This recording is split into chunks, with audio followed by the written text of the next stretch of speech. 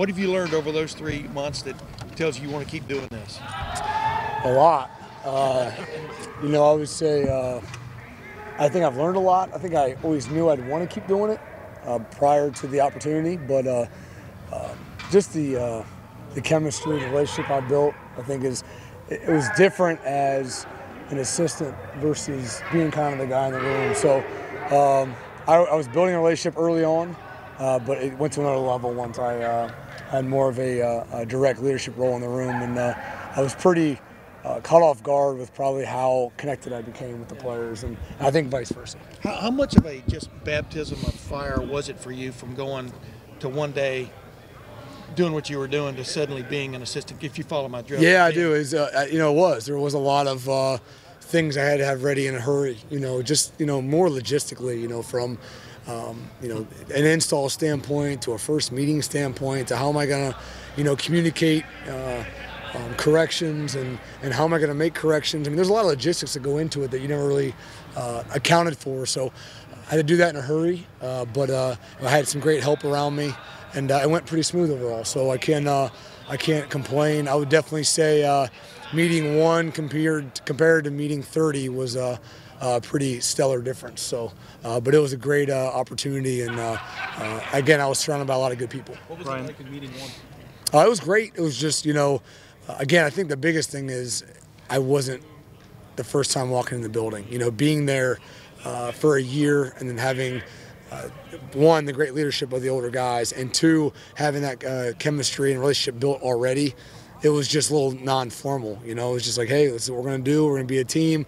We're going to circle the wagons, and we're in it together. And then I kind of went from there. But again, as a coach, a player to coach, you're still nervous for that first time taking over a room, and the nerves have subsided since then. But yeah, go ahead.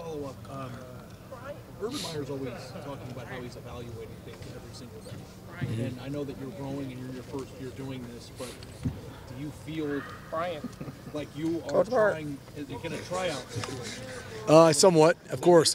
I think these guys will tell you the same thing.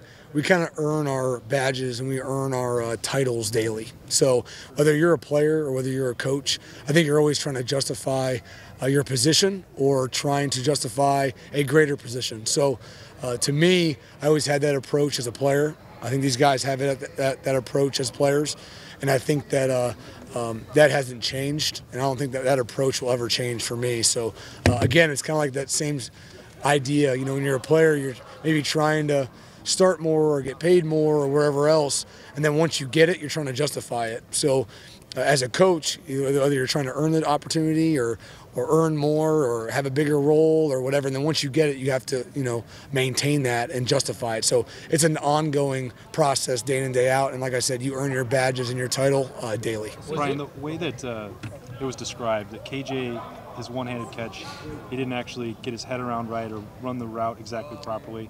Did he get graded down at all? No, that was incorrect. I don't know who told you that. Okay, well, Dwayne complained they didn't get his head around. No, Dwayne threw the ball behind him. Bad ball.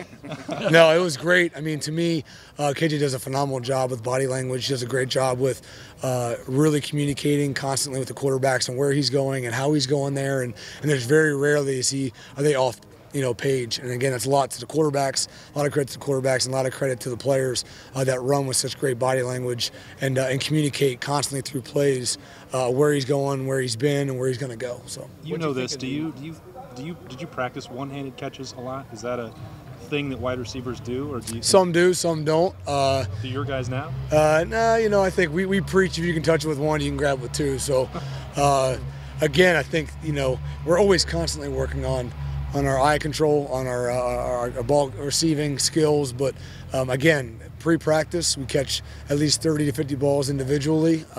We believe that the muscles are also an eye, and they correlate with the hands. So just like you warm up a hamstring, you warm up your eyes and you warm up your hands. So we've had that approach for the last year and a half or so, and I think it's played dividends. In the NFL, how many one-handed catches did you make?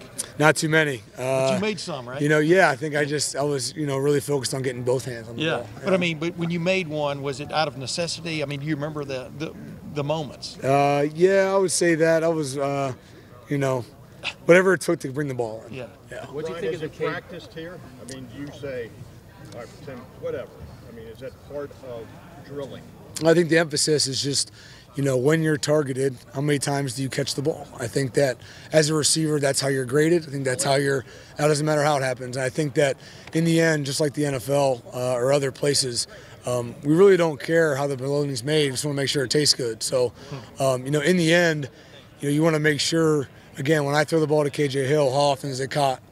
When I throw the ball to Paris Campbell, how often is it caught? We don't really care why it didn't. We'll fix it, we'll correct it, but the mindset is we make the quarterbacks right, they make us right, and we're in this together. And when we're targeted, we come down with the football. What was it? The KJ ball stuck to the hand celebration? I did not see it till the post game, but it's been addressed. It's been addressed. That addressed like, hey, nice celebration. We'll keep that between me and KJ. Keep that between me and KJ. What was it like the day you got the news that you were going to be the interim wide receivers coach this year? A little surreal, but to me, I'm looking forward to earning past that. So to me, it was kind of it was an opportunity I wanted to capitalize on. It was not the end role. So. Is there anything that's surprised you about being a head coach, or not head coach, but a position coach for the first time? Like, It's surreal because I'm very passionate about this particular room. So calling Coach Hazel and talking to him and just really thinking back on really thinking I'd ever be, in this position, I think I'd probably laugh at you and kind of, think it's silly, but that just shows you how much I don't take it for granted. I truly come in every day and really when I go home at night, I'm always thinking about how to get these guys better constantly.